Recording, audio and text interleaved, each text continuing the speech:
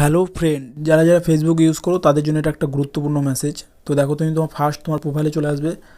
আসার পরে এখানে প্রফেশনাল ড্যাশবোর্ডটায় ক্লিক করো। এখানে আসার পরে নিচে চলে আসবে। নিচে আসার পরে দেখো এখানে প্রোফাইল সুপারিশ বলে যে অপশানটা আছে এইখানে চলে আসো। আসার পর নিচে দেখো মনিটাইজ বলে একটা অপশান আছে, এইখানে ক্লিক করার পর দেখো আমার এখানে দেখাচ্ছে নকল কন্টেন্ট।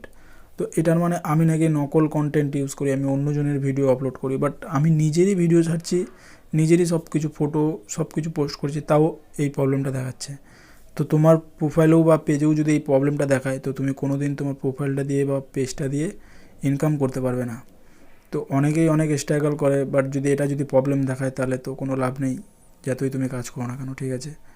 তো এটা কীভাবে সলভ করবে, যদি এই ভিডিওটায় যদি 10টা কমেন্টের উপরে আসে তাহলে নেক্সট ভিডিওতে আমি দিয়ে দেবো যে এটা কীভাবে সলভ করতে হবে। তো এটা অনেকেই জানে, আবার অনেকেই জানে না, ঠিক আছে? তো যারা যারা জানে না তাদের কাছে ভিডিওটা শেয়ার করে দাও, তাদেরকেও জানার মতো সুযোগ করে দাও।